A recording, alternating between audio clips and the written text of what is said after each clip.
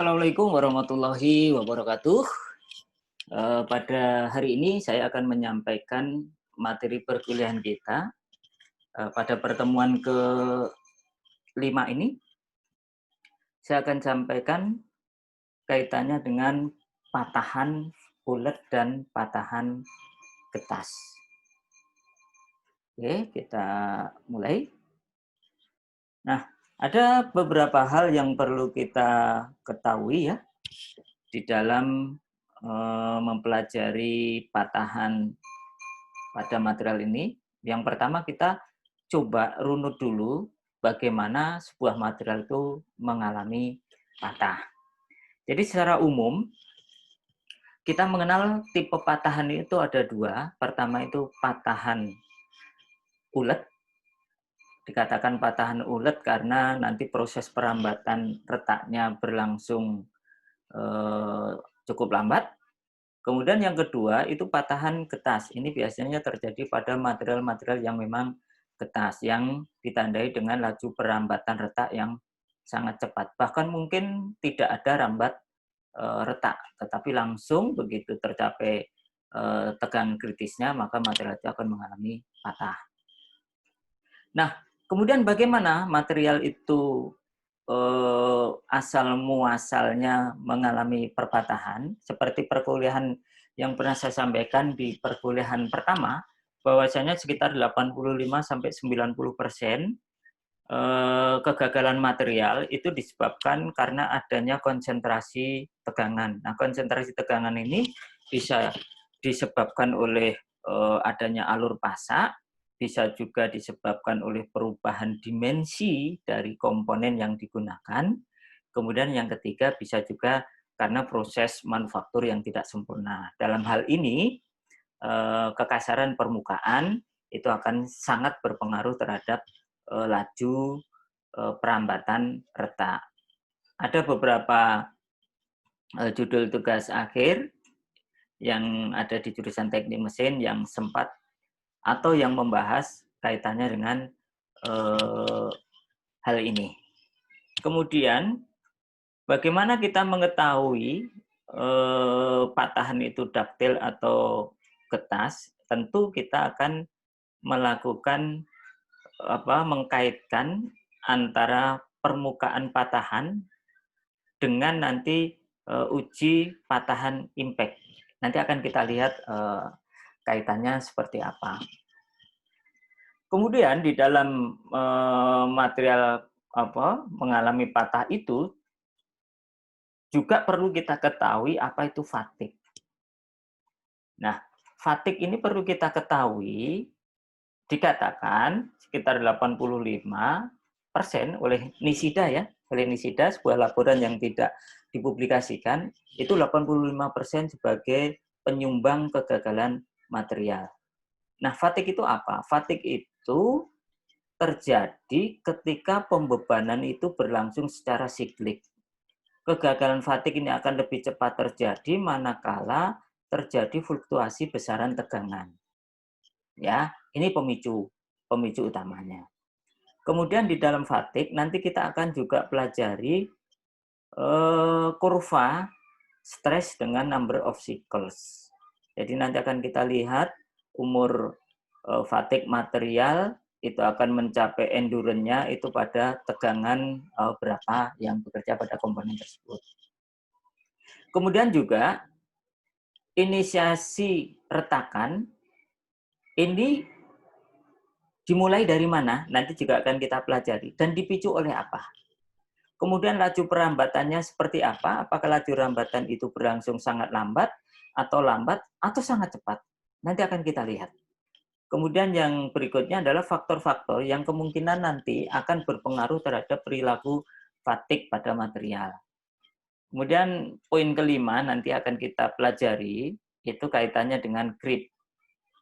Creep ini deformasi yang berkaitan dengan waktu. Apa yang kita pelajari di sini? Pertama itu adalah besaran tegangan dan suhu. Itu memiliki pengaruh terhadap creep itu seperti apa. Tapi secara umum creep itu fungsi dari T besar dan T kecil. T besar itu berarti temperatur, T kecil itu berarti fungsi dari waktu. Kemudian juga akan kita lihat nanti material-material paduan apa yang cocok digunakan untuk temperatur tinggi. Nanti akan kita bahas juga batasan, atau kita bisa mengatakan material itu mengalami atau bekerja pada temperatur tinggi, itu batasannya seperti apa. Ada angka-angka tertentu yang kemudian kita bisa menjustifikasi, oh ini material itu harus khusus, karena material itu bekerja pada temperatur tinggi. Oke, kita mulai dari patahan uletnya. Jadi patahan ulet itu patahan yang pada material tersebut, itu sebelum patah, itu memiliki penyerapan energi yang sangat tinggi. Nah, ciri khas utama atau fitur utama dari patahan ulet itu nanti akan dicirikan dengan adanya deformasi plastis. Atau kalau dalam uji tarik nanti akan kita lihat itu akan terjadi proses necking. Nah, kemudian patahan ulet ini memiliki laju rambatan retak itu stabil. Sehingga karena ini stabil, kita bisa memperkirakan sampai berapa siklus lagi kira-kira material itu nanti akan mengalami patah. Kemudian juga dikatakan perambatan retaknya itu stabil. Kenapa? Karena ketika beban itu dihilangkan, maka retak itu berhenti atau retak itu tidak akan mengalami perambatan. Perlu kita ketahui bahwasanya pada patahan ulet ini akan senantiasa dimulai dengan proses-proses deformasi, baik nanti deformasi elastis maupun deformasi plastis. Jadi patahan ulet ini selalu berkaitan dengan deformasi plastis yang memerlukan suatu deformasi geser. Ya. Nanti akan kita lihat seperti apa. Kemudian slip itu akan terjadi pada skala atomik dan dapat dilihat itu sebagai pergerakan atau pergeseran lapisan atom terhadap lapisan atom lainnya. Nah, itu slip ya. Itu bisa terjadi itu kalau ada deformasi geser atau ada tegangan geser yang menyebabkan itu cukup kuat, maka bisa saja nanti slip itu terjadi. Jadi lapisan atom itu akan mengalami pergerakan atau pergeseran. Sehingga apa? Sehingga untuk menyebabkan terjadinya geseran, untuk menyebabkan terjadinya mematahkan ikatan atomiknya, maka di sana diperlukan tegangan geser. Kemudian, dislokasi relatif mudah. Ini proses dislokasi ini masih berkaitan dengan patahan ya. Jadi dislokasi itu relatif mudah terjadi pada logam yang mengalami deformasi plastik. Kemudian juga kita ketahui bahwasanya pengerasan regangan itu mampu meningkatkan kekuatan.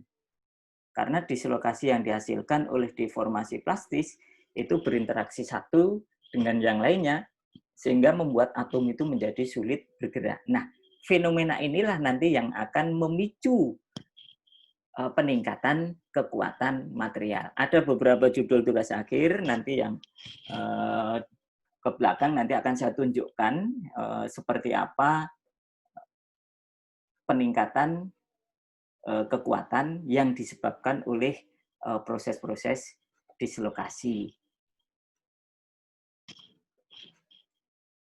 Pada single kristal, slip akan terjadi pada bidang slip yang memiliki tegangan gesernya paling tinggi. Jadi kemungkinan slip itu akan terjadi itu pada bidang geser itu yang memiliki tegangan paling tinggi.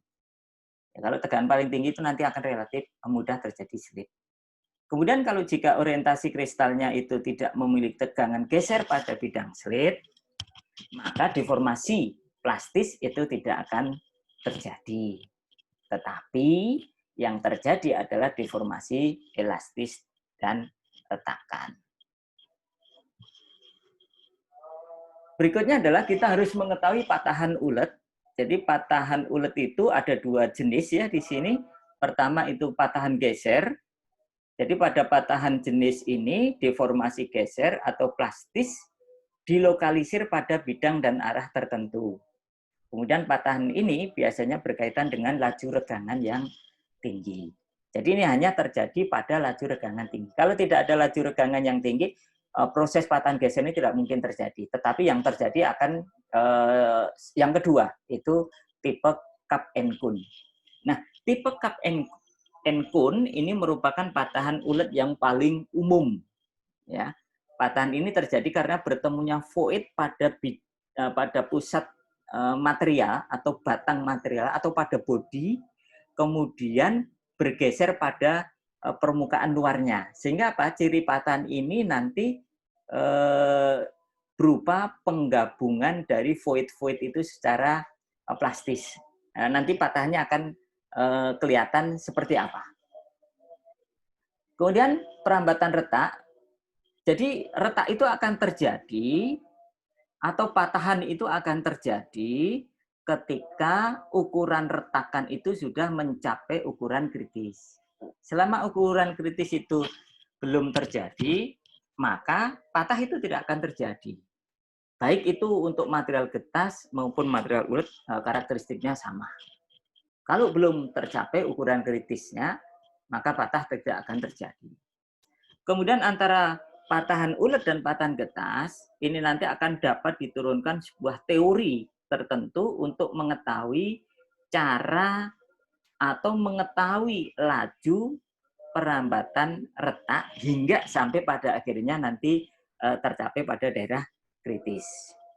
Kemudian patahan terjadi ketika tegangan sudah mencapai titik kritisnya.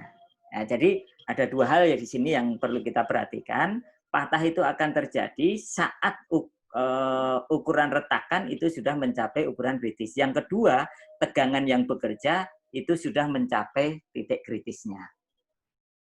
Kemudian pada material getas, ketika tegangan kritis tercapai, maka perambatan retak terjadi dengan sangat cepat, meski tidak disertai dengan peningkatan tegangan. Ini hanya berlaku untuk material getas. Sedangkan kalau ulet tidak demikian.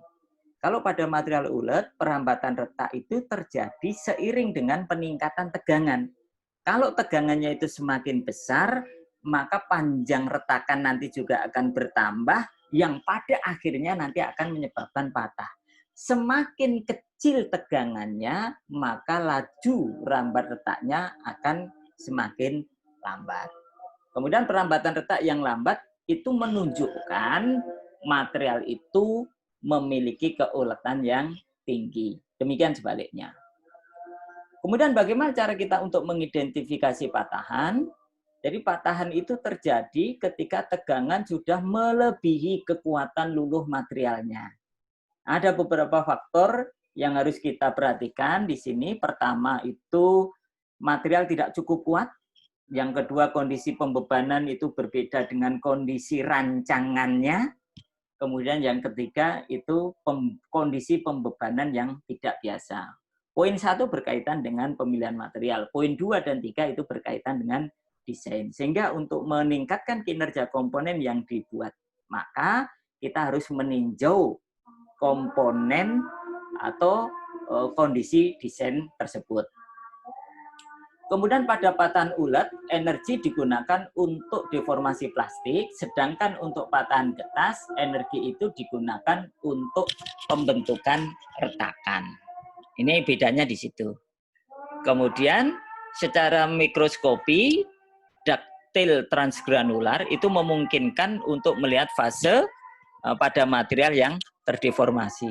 Kemudian secara fraktografi, patahan ulet itu berkaitan dengan saling terhubungnya mikrovoid yang ada pada material. Jadi nanti tergantung pada tegangan yang bekerja, ya, tergantung pada tipe tegangan yang bekerja, tergantung dari besar tegangan yang bekerja.